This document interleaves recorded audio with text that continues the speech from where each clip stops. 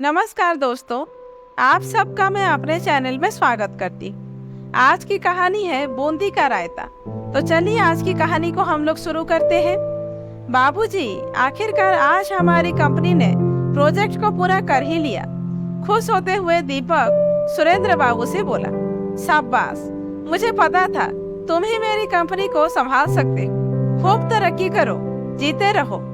दीपक अपने पिताजी के कमरे में उन्हें आज कंपनी की कामयाबी की बातें बता रहा था। तभी पत्नी सुधा ने आवाज दी, सुनिए, आपका खाना लगा दिया, खा लीजिए। कहकर चली गई। चलिए बाबूजी। कहाँ? खाना खाने? आज आपके साथ खाने का मौका मिल रहा है। दोनों बाप बेटा मिलकर खाएंगे। अरे नहीं, तुम जाओ, सुधा मुझे यही दे जाती है मेरे कमरे में। चलिए ना बाबूजी। देखिए, आज पता नहीं कैसे 12 बजे तक घर पर रुका हूँ, वरना तो 8:30 तक चला जाता और आते वक्त का कुछ भरोसा नहीं रहता। तो आपके साथ खाए जाने कितना समय हो गया, आइए ना। अच्छा भाई चलो, कहकर सुरेंद्र बाबू उठ खड़े हुए। खाने की टेबल पर पहुंचकर दीपक ने सुधा को आवाज दी, सुधा, एक प्लेट और। जैसे ही दीपक ने खाने से प्लेट हटाई, बाबूजी की आंखों में चमक आ गई। अरे वाह, बूंदी का रायता, महीनों बाद। जीती रहो बहू। जाने कब से मन कर रहा था। क्या? बूंदी का रायता? मगर वो तो। दीपक ने दूसरी प्लेट लाती हुई सुधा की ओर देखा तो वह मुंह बनाते हुए प्लेट रखकर चुपचाप निकल गई। लीजिए बाबूजी, शुरू कीजिए।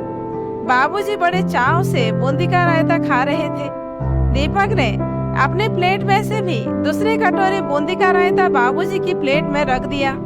अरे तुम भी तो खाओ, बहुत स्वादिष्ट बना है।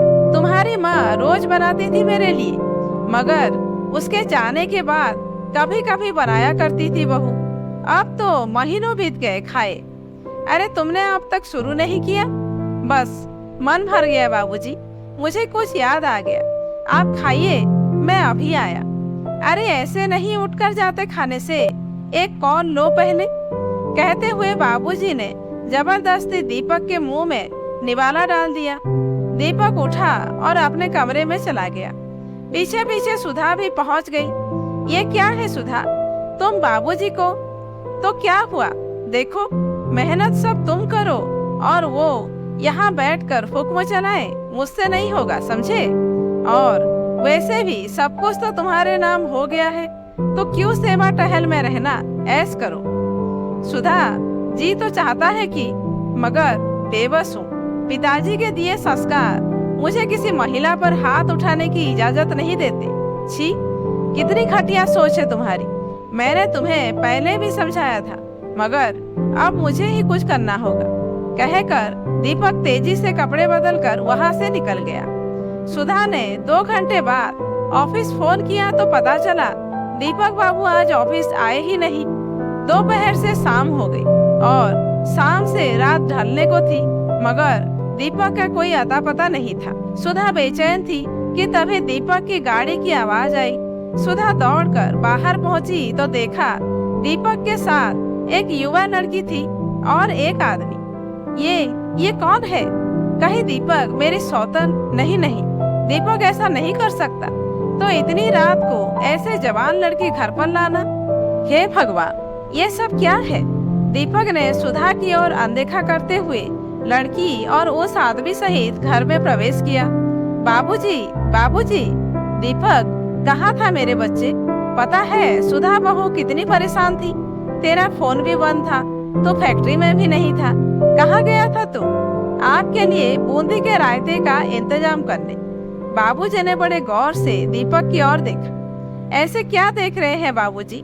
ये रमा है, अपने मालिक काका की बेटी, मेरी बहन। याद है, इसी के साथ मैं वहाँ बगीचे में खेलता था। बाबूजी, जानते हैं घर में बूंदी का रायता रोज बनता है, मेरे टिफिन में रोज जाता है, मगर आपको ये सुधा है ना, इसे लगता है आपने ये घर कारोबार मेरे नाम कर दिया तो बस मैं भूल जाऊं आपको। आपने भगवान तुल्य पिता कैसे भूल जाओ? कोई दिल बिना धड़कनों के कभी धड़कता है क्या? तो मैं कैसे भूल जाऊं? इसलिए वकील साहब। जी दीपक बाबू लीजिए।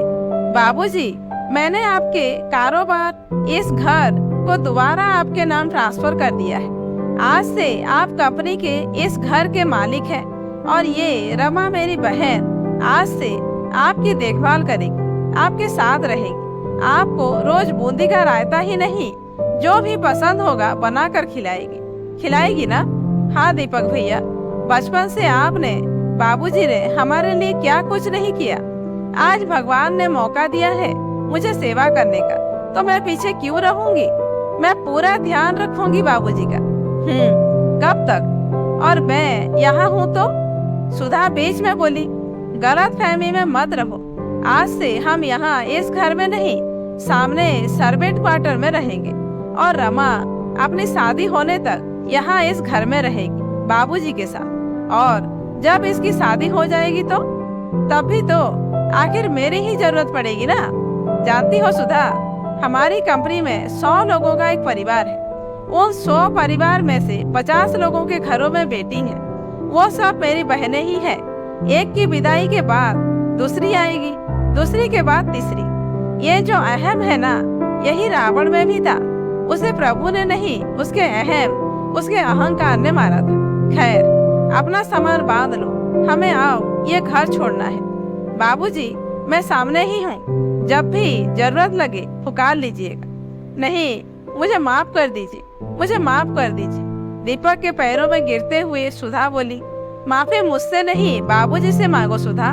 शायद भगवान तुम्हारे पापों को माफ कर दे। बाबूजी, मुझसे भूल हो गई। मैं वचन देती हूँ, आज से आपको कभी शिकायत का मौका नहीं दूंगी। मुझे कुछ नहीं चाहिए। बेशक सब कुछ आप अपने पास रखिए, मगर मेरे अपराध की सजा के लिए इन्हें स्वयं से दूर न कीजिए। सुधा, उठो बहू, कहकर सुरेंद्र बाबू ने सुधा को उठाकर सिर पर हाथ रखते हुए कहा, बेटा, जानता तो मैं भी था बूंदी का रायता तुम रोज बनाती हो, मगर कभी इसलिए नहीं कहा क्योंकि मैं बेटे बहू के सुखी जीवन को बर्बाद नहीं करना चाहता था। वरना जो इतनी बड़ी कंपनी चला सकता है वो सब जानता है उसके कर्मचारी क्या करते हैं, क्या चाहते हैं। और मैं ये भी जानता हूँ आज तुम्हारी आंखों में ये आंसू नहीं, पछतावे की गंदगी बह रही है। मैंने तुम्हें माफ किया और तू मुझे छोड़कर जाएगा, इस घर को छोड़कर? पगले, तुम दोनों तो मेरी सांसें हो। तुम्हारे बिना मैं एक पल भी नहीं जी पाऊंगा। बाबूजी, कहकर दीपक सुरेंद्र बाबू से लिपट पड़ा। तो इस वसीयत का क्या करना है दीपक बाबू? फाड़ दो, बाबूजी बोले। और रमा, दीपक ने सही कहा, मेरी बच्ची, तेरी डोली यहीं से उठेगी और इस ननद की शादी में उसकी भाभी कोई कमी नहीं रहने देगी, कहकर रमा को सुधा ने गले से लगा लिया। तो दोस्तों, आज की कहानी कैसी लगी कमेंट करके जरूर बताइए। अच्छी लगी हो तो एक लाइक कर दीजिए, जानने वालों को शेयर कीजिए और ऐसे ही वीडियोज आगे देखने के लिए मेरे चैनल को सब्सक्राइब करना मत भूलिए।